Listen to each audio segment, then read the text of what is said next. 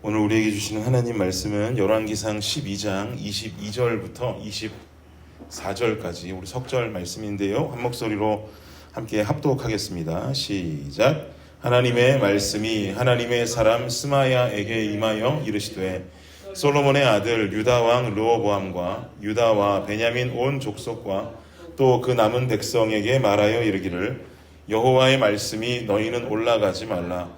너희 형제 각기 집으로 돌아가라. 이 일이 나로 말미암아 난 것이라 하셨다 하라 하신지라. 그들이 여호와의 말씀을 듣고 그 말씀을 따라 돌아갔더라. 아멘.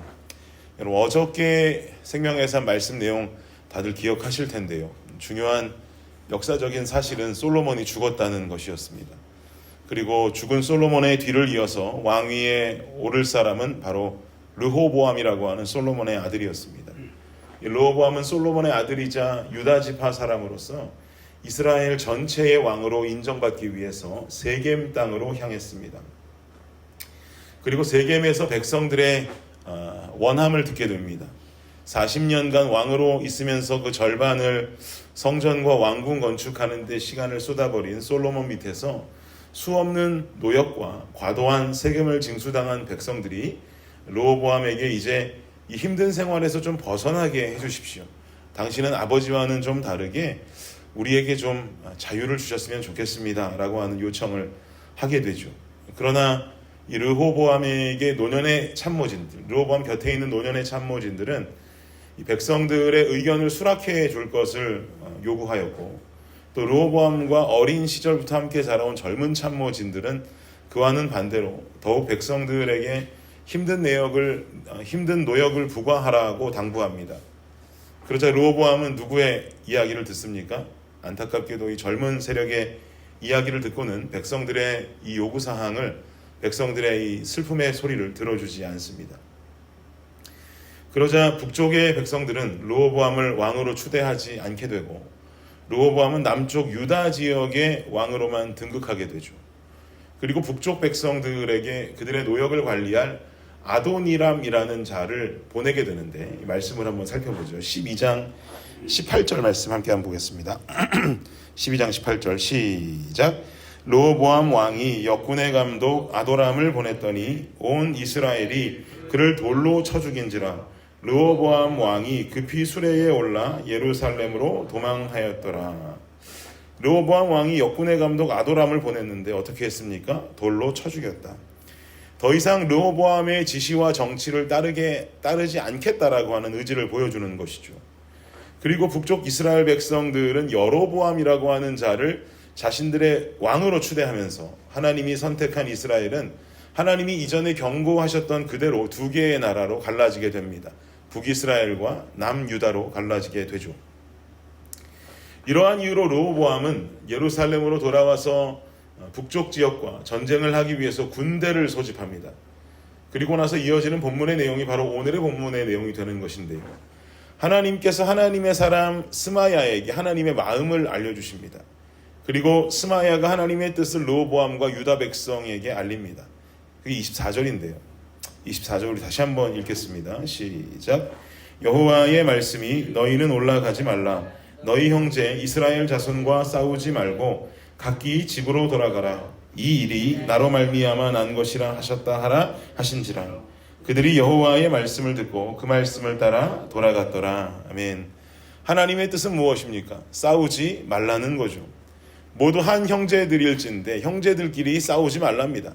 맞는 말이죠. 이스라엘은 12지파, 이스라엘의 12지파는 야곱의 12명의 형제들의 자손들로 이루어진 지파 아니겠습니까? 그러면 모두가 다 형제들입니다. 너희 형제 이스라엘 자손들과 싸우지 말고 그냥 각자 집으로 돌아가라 라고 말하고 있습니다. 그리고 나서 저는 24절 하반절의 한 대목이 굉장히 인상적이고 은혜가 되었는데요. 24절 하반절을 보니까 그들이 여호와의 말씀을 듣고 그 말씀을 따라 돌아갔더라. 이걸 영어 성경으로 보면요, 그들이 하나님 말씀에 순종해서 돌아갔더라 라고 해석할 수 있습니다.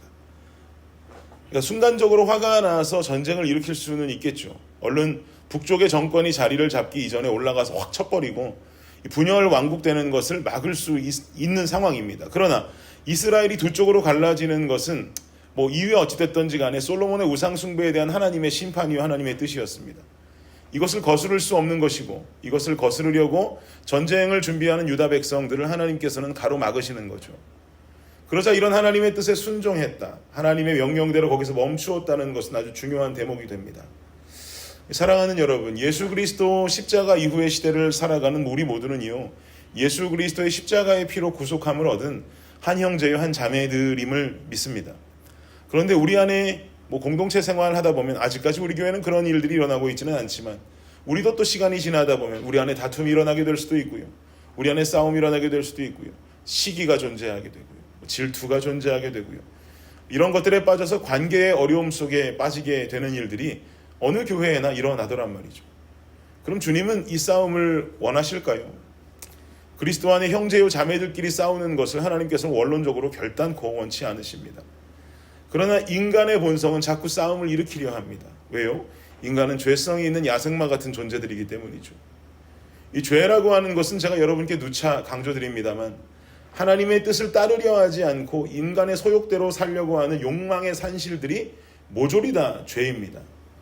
누구를 미워하고 싶고 누구를 헐뜯고 싶고 나를 밟으면 나도 그 사람 밟아줘야 되고 나를 공격하면 나도 그 사람에게 가서 복수해야 하는 이 굴레들이 모두 죄악의 산실들이란 말입니다.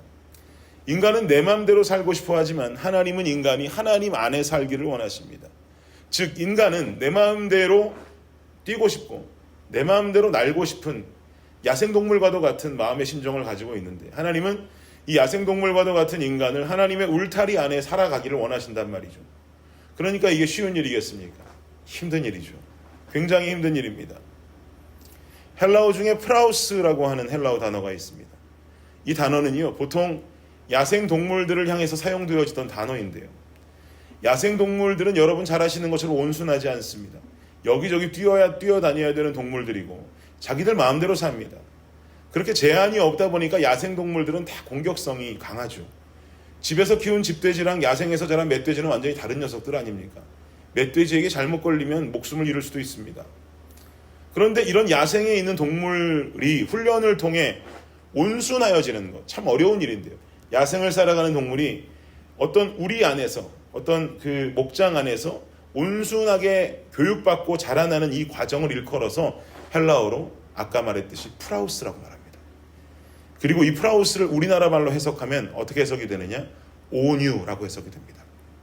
결국 온유라고 하는 것은 야생을 살아가던 그야말로 삶의 아웃라인이 없는 사람이, 없는 동물이 갑자기 집으로 들어와서 온순하게 길러지는 이 과정을 우리는 프라우스, 온유함의 의미다라고 받아들일 수가 있는 것이죠. 사랑하는 여러분, 우린 신앙생활을 하면서 온유함을 겸비한 하나님의 자녀가 되어야 될 줄 믿습니다. 골로새서 3장 12절 13절을 보면 이렇게 말씀하는데요, 그러므로 너희는 하나님이 택하사 거룩하고 사랑받는 자처럼 긍휼과 자비와 겸손과 온유와 오래 참음을 옷 입고 누가 누구에게 불만이 있거든 서로 용납하여 피차 용서하되 주께서 너희를 용서하신 것 같이 너희도 그리하고 라고 말씀하죠. 골로새서 말씀을 통해 사도 바울은 전하고 있습니다. 누가 누구에게 불만이 있거든 서로 용납하고 용서해라. 이렇게 용서하기 위해서 필요한 것은 뭐냐면 12절에서 언급하는 것처럼 긍휼과 자비와 겸손과 온유와 오래 참음을 옷 입어야 합니다. 여기서 온유가 들어가는 거죠. 야생 동물처럼 제한이 없는 삶을 살아온 나 자신이 하나님의 울타리 안에서 새롭게 새로운 사람이 되어야 합니다. 온유할 수 없는 내가 온유해져야 하는 것입니다. 그래야 용서의 단계까지 우리는 도달할 수 있습니다. 여러분 생각해 보세요. 야생동물 길들여지는 게 어디 쉽습니까? 불가능한 일일지 모릅니다. 그러기에 하나님께서는 우리를 조련할 수 있는 성령을 허락하셨고 또 우리가 따라서 살아갈 진리의 말씀을 우리에게 허락하셨습니다. 프라우스, 야생동물이 온순하게 길들여지는 과정은 내 성격을 바꾸기 위해서 수련하자는 게 아닙니다. 야생동물이 집동물처럼 온순해지기까지 최고의 노력을 하는 것처럼 노력하자는 말이 아닙니다. 하나님께서 내 마음에 그 온유의 열매, 그 어렵지만 기도함과 신앙생활 가운데 하나님께서 주시는 성령의 온유의 열매를 주시도록 매달리고 간구하는 것, 이것을 마치 야생동물이 집동물로 길들여지듯이 그 겪게 되는 모든 고통들을 우리는 기도와 신앙생활에 그대로 쏟을 수 있어야 하는 것입니다. 그래야 우리는 용납할 수 있습니다. 그래야 인내할 수 있고요. 누군가를 진심으로 용서할 수 있게 될 것입니다. 오늘 하루 여러분 온유한 성도의 삶을 살기 위해서 몸부림치며 이 땅을 살아가시는 저와 여러분이 되시기를 예수 그리스도의 이름으로 축복합니다. 기도하겠습니다. 주님 감사합니다. 프라우스, 우리는 온유한 자들이 되어야 합니다. 야생동물이 집동물로 길들여지는 것처럼 아버지 하나님, 참 쉽지 않고 고통이 있을 법한 그 시기와 훈련들이 필요할 텐데 우리는 그 모든 정성, 그 힘듦을 하나님께 드리는 기도와 나의 신앙생활로 주님께 드리도록 하여 주옵소서. 그리할 때 주님께서 성령을 통해 이 온유의 열매를 우리에게 부어주실 줄을 믿습니다. 그리하여서 우리 공동체 안에 때로는 생겨날 수 있는 이런 관계의 문제들, 또 우리가 세상을 살면서 겪게 되는 또 관계의 문제들, 이 관계의 문제들로부터 온유함이 기반이 되어서 때로는 용납하고 때로는 인내하고 때로는 오래 참고 때로는 주님 안에서 그것들을 잘 용서해 가면서 살아갈 수 있는 우리 블레싱 교회 성도님들 될 수 있도록 아버지 역사하여 주옵소서. 감사합니다. 예수님의 이름으로 기도드립니다. 아멘.